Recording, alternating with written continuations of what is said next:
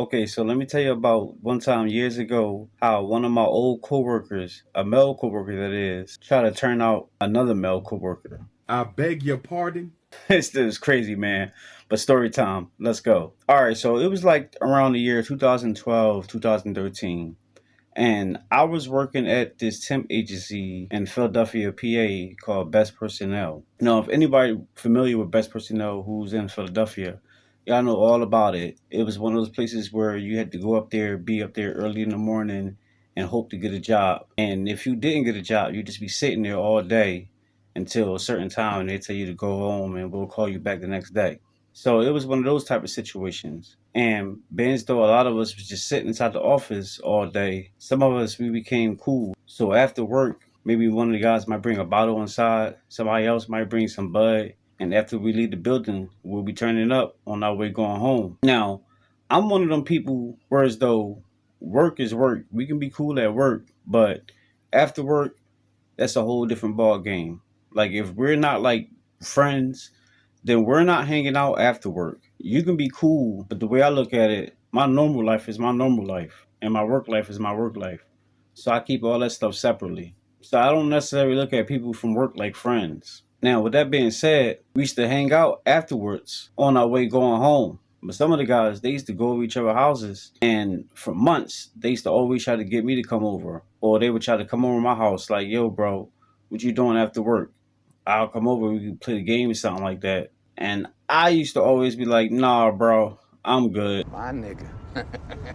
because at the time I had a girlfriend and I just had my first daughter. So I'm like, if I don't really know you like that, you're not coming over my house. I don't really like my family coming over my house like that. So if you just a coworker, you ain't really my friend, you damn sure ain't coming around my family. So naturally, a lot of the guys, they used to always thought I was weird, but I didn't care about that. And it served me purpose because this one particular time is so crazy. One of the guys, he came into work and he was stressed out, not saying nothing all damn day. And this particular day, we just so happened to get a gig at the Marriott Hotel. We all was over there washing dishes. Now this is one of those nights where we was doing doubles, so we was there all night trying to milk it, trying to get all the money we can. Because back then, I think we was only getting paid about $7.25 an hour. Boy, ain't no way, boy. So we had to get as much hours as we could. But being as though that we was there all night, they gave us more opportunity to get more information out of my man. So all day he was silent, and each of us kept asking him like, "Yo, bro, you good? Like, what's up with you?" And all day he still never said nothing until finally we all had all went on break and we had all went outside. He had came outside behind us. And we finally get the chance to finally see what was going on with him. And when he told us what happened, bro, all I can say is it was crazy. So one of our other coworkers, his name was Mitch, and at the time he was the oldest of the crew. I believe at the time I probably was like 28, 27, somewhere around there. And Mitch, I think he already was probably like either 39 or 40, like the age I am now. I think he was probably like 40, 41.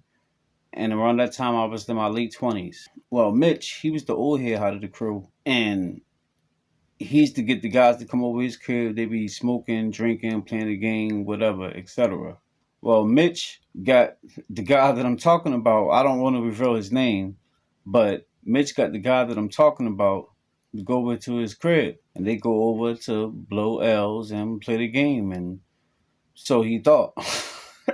So he said that Mitch gave him some weed and gave him some drinks and got him nice and high, and they was playing a game. And then all of a sudden, Mitch put on a porno. What? Now, naturally, you will always think something like that is strange because ain't no female in sight. It's just two guys, and you putting on a porno with just two men in the apartment, just y'all two, no woman in sight. That's already red flags right there. But my guy, heavily under the influence, didn't pay it no attention, didn't give it no second thought at all.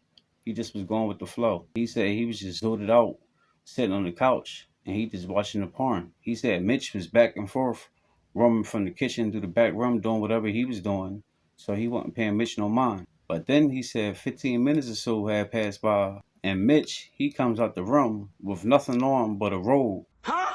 My man said he looked at him, and before he can even react, Mitch had opened up the robe to reveal that he had nothing on underneath it.